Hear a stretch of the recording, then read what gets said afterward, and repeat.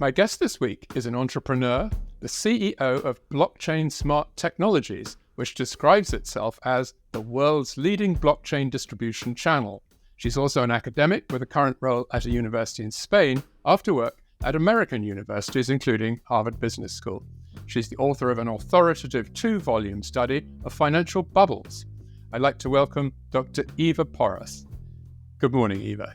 Good morning. It's such a pleasure to be here with you. Thank you for inviting. Well, thank you very much for doing this.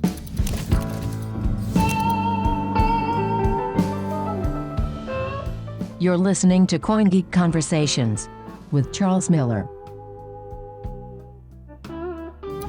Well, let me start by asking you about Blockchain Smart Technologies. Based in Dubai, you're the CEO. What does it do and what products is it offering at the moment? Okay, so the reason why this company was built is because it appeared, and it was true, that Dubai, such as other Emirates, were, ahead of the use of blockchain technology.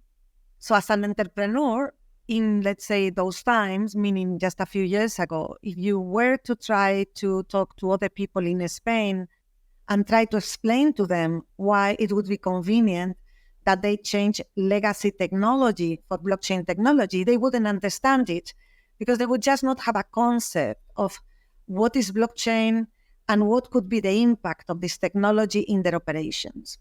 Now, jumping to Dubai was jumping 20 years or 40 years ahead, Of course, then these 40 years have run fast in other areas, and now we can come back to Spain and we can do things here as well, because people are nowadays much more willing to listen and to investigate and to put, some effort in understanding, But at the time, this was not the case. We already had, let's say, a company in the United States that was creating products. We already had a relationship with people in our environment, in our technological environment. We were defining ourselves as distributors of this technology in addition to creators.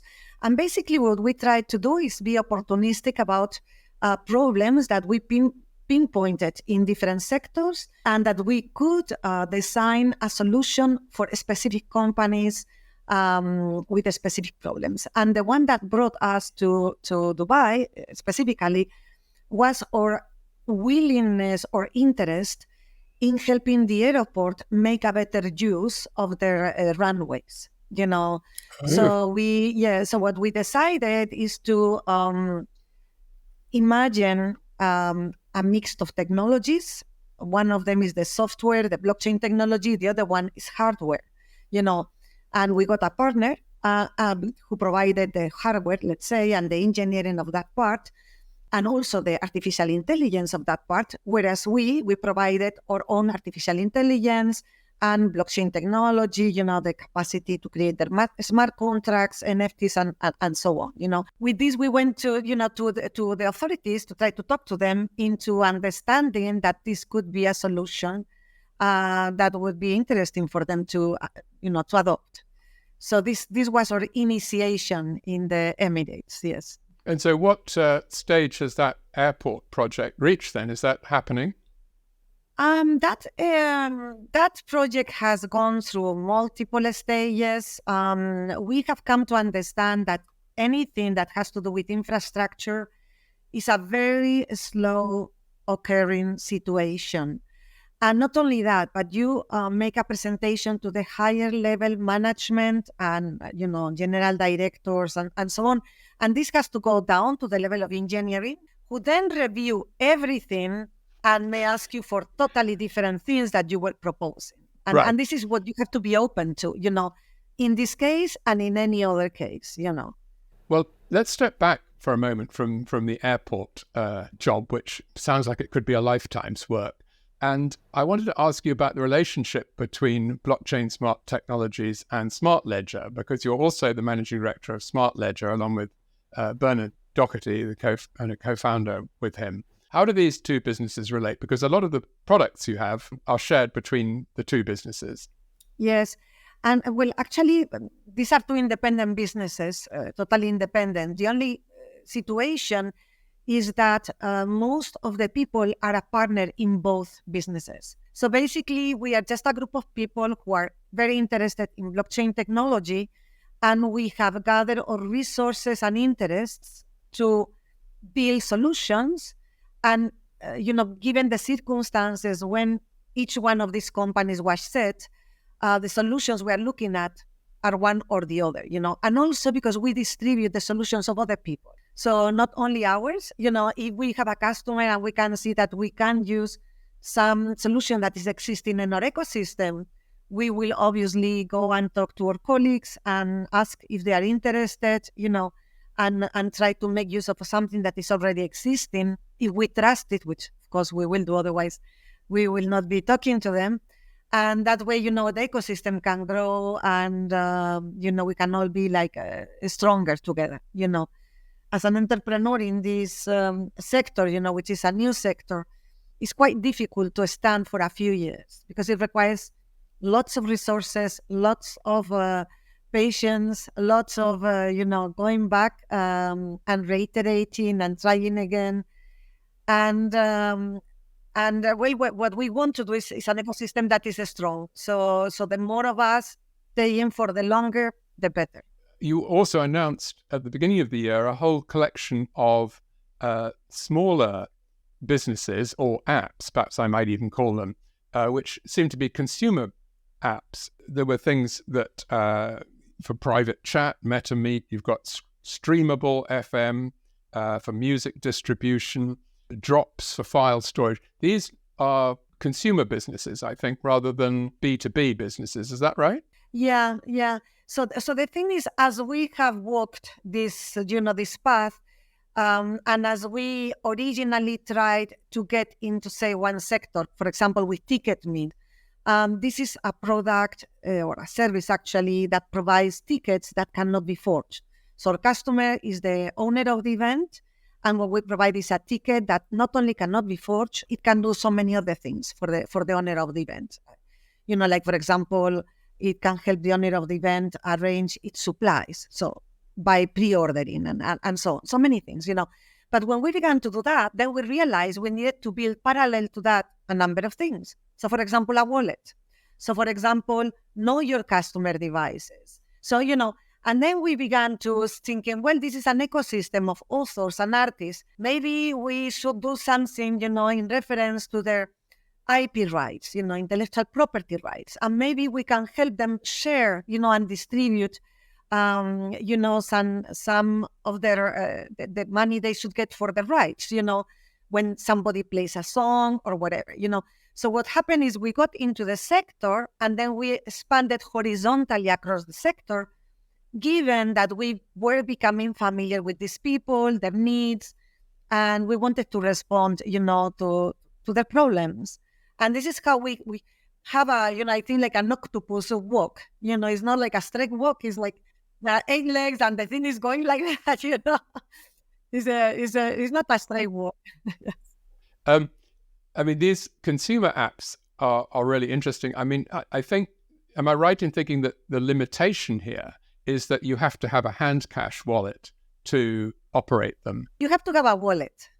I don't know if a HandCash wallet, I use HandCash, okay?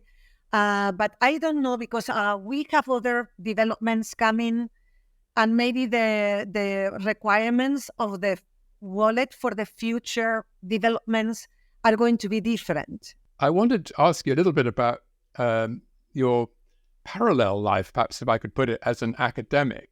You have a position at a university in Spain, and you have a history of an incredible book about financial bubbles. I wanted to ask, what difference does that background and that way of thinking have, do you think, on your work as an entrepreneur? Do you find yourself slightly different from other entrepreneurs that you meet because you have this sort of academic perspective on business as well? This dissertation was about trying to figure out whether the market, and the market was defined by the S&P 500, whether this market, the prices were driven by value or they were driven by contagion.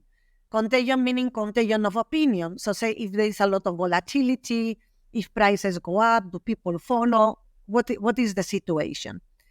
And it's exactly the same situation as the market in cryptocurrencies. Is people trying to manipulate the markets, and I guess this puts me at a distance and at an angle that I can look at things in a very different way. I am very well familiar with the psychological type, with the activities. I mean, I can see them planning, setting their businesses to steal money from other people or to run these rumors that will confuse those who are less used to this type of scenarios. So I guess, yes, it really gives me an advantage. I mean, it's interesting that, for somebody who is so aware of the sort of bubble mentality in markets, that you have perhaps gravitated to a part of the blockchain world where the price of the coin itself is almost irrelevant. Yeah, exactly, because what is relevant is the use. And this is the point, And not only that, when people say the price of the coin is so small, I said, thanks God, because this is going to help the ecosystem grow. When you have such a small cost, it means you can replace operations to confirm Visa operations or American Express operations or something that requires high volume, very fast, repetition of confirmations. And this is something you can do with a currency that is not a currency, let's not call it that, but with a token or whatever you want to call it, that has very minimal value because the value is somewhere else. For the miners, it's in the economies of scale. And for the business person, it's in adopting this economy and replacing higher costs and doing things in a much better way, smarter way, and there is no way back on that, So I think this is why I think this is the one technology that is going to allow the next revolution. Without this, there is no revolution. There is some people making money in a corner of the crypto market, but that's it, So this is why, I am very happy to be where I am. I have zero, for me, it's not, I don't wake up every morning wondering anything. I know exactly where I am. I know well the technology, and I think this is the place for a person with my aspirations, So, I mean, in the BSV community, such as it is, I think it's not really the thing to talk about trying to get wealthy through the increased value of Bitcoin SV. But I think in the back of people's minds is the hope that if the enterprise economy in Bitcoin SV, the work that people like you are doing, goes well, then that will actually, in the end, have an effect on the price of Bitcoin SV because it's being used. I mean, do you go along with that? I think I don't think they really understand the implications. I mean, the wealth is in replacing the legacy technology, and through that to create a totally different, let's say, capacity for energy supply for cities. So I think they can just not see the full impact of what we are trying to do here. But the value of each token has to be derived out of the value that this token provides to the ecosystem. It's like if you say, what is the value of a share of a stock? Well, it should be related to what that company creates. How much value does it create? Zero? Then it should be zero. Does it really create value? Then it should have value. It's totally parallel to that. It should not be a casino market.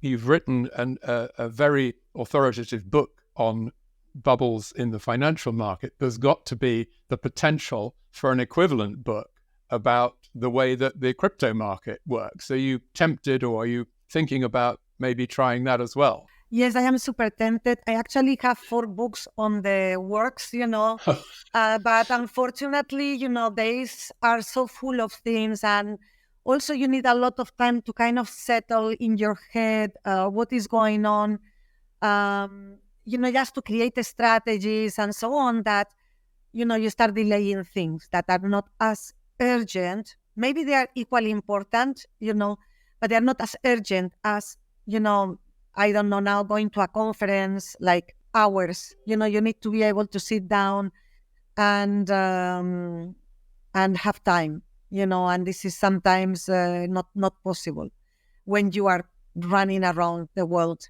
and responding to to the needs of your clientele.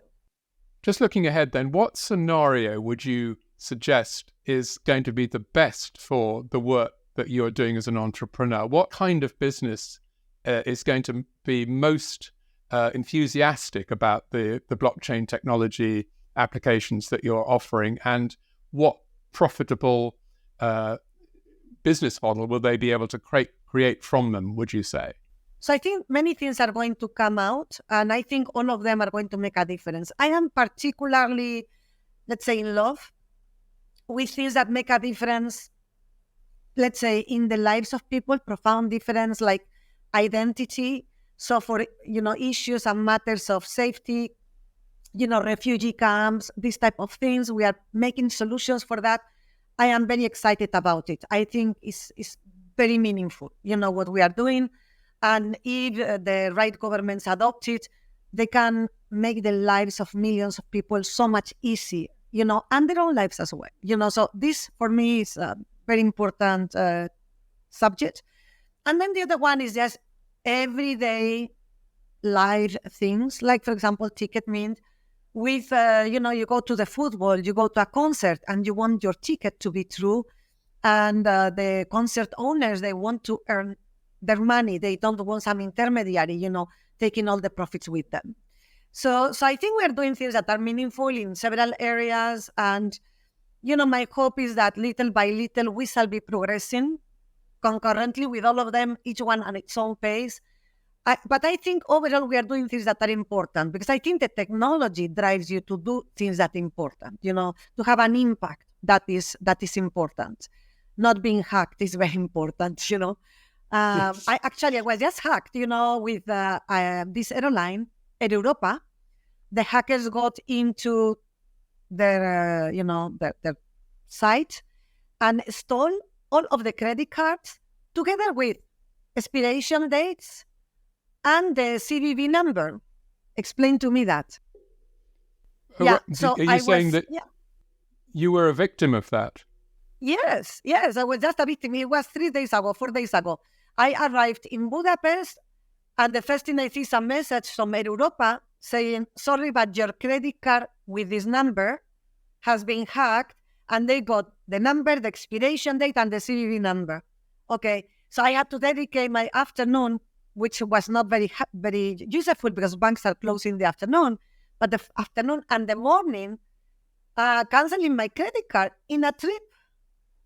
So, so this is important. This is important. It's just too bad that some people are stuck in the past, as far as technology goes. I mean, I think people should be willing to try a type of technology like ours and just set it parallel to their existing technology, and test it. Test it for a year. Test it for whatever long, it takes, I mean, because it's a different world. Yes. It's interesting because, I mean, just from a sort of PR point of view, I mean, people will be very worried, and that's an incredible example of the problems. But if you come up to people and say, well, we've got a blockchain solution that will fix that, blockchain and Bitcoin have such a bad reputation that it will be quite hard to get people to trust that instead of the banks and the credit card companies, I would think, probably. Yeah. So no, what we do is we just try to explain to them how it works, and I think this is the key. The key is people need to understand this is minimum respect to your customers. Obviously, is to explain to them what is the problem they have and how they can improve their situation, and why the technology you are trying to sell to them helps them improve that situation. And you obviously have to do some kind of a cost-benefit analysis for them.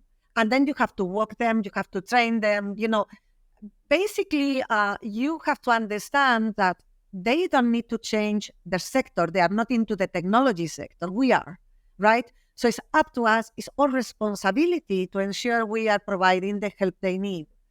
And we will be a lifetime companion, because we will be with them trying to be their providers of multiple solutions, as we get to know their operations and we get to know better what are their needs, we will come up with other ideas, that will help them, be more stable, more efficient, and grow in a time when it's very difficult to grow. Because the problem nowadays, in legacy companies is how do they grow? Sorry to say this, and it's going to sound horrible, but half of them grow cheating their customers. They stop giving customer service. They stop picking up the phone. They stop doing maintenance. They stop, it's never ending, the how these companies go about things, But we are telling them, no, you can grow doing something different, which is using a better technology, which is going to give you the efficiencies and is going to reduce all your costs and is going to do your auditing for you and is going to do many, many things for you. And we are here to explain it and to show how it works, and to become responsible for our end of the deal, which is what we have. I mean, I think any message that tells a big company that it can save money on its operating costs, that will be well received. So I would think that will be very successful. But Eva, I'd like to thank you so much for your time today and for talking about all your work, and really good luck with it. And it's very exciting and lovely to hear such an optimistic view of where it's all heading. So thank you for your time today. Thank you. Thank you so much. Bye-bye.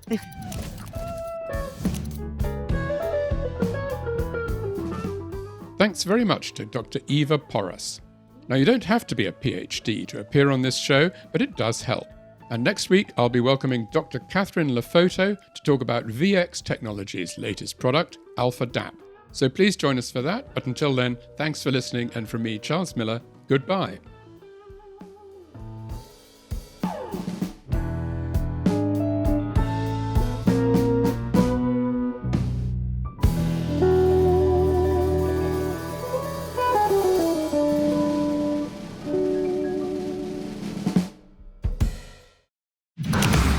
Hey everybody, I'm Kurt Wooker Jr. Join us live on Tuesdays at 2 p.m. Eastern Standard Time, where you can ask me questions, comments, blessings, cursings, grapes, or gropes. You can catch us live across CoinGeeks, YouTube, Facebook, Twitter, LinkedIn, and probably a whole bunch of other places too. I think the big thing here, the big innovation, is the ordinals numbering system. So utility is driven by this whole idea of springboarding us in terms of innovation by using micropayments and unlocking all these different new ways of doing things. Decentralization, the meme, as people think of it, I don't think exists at all, anywhere.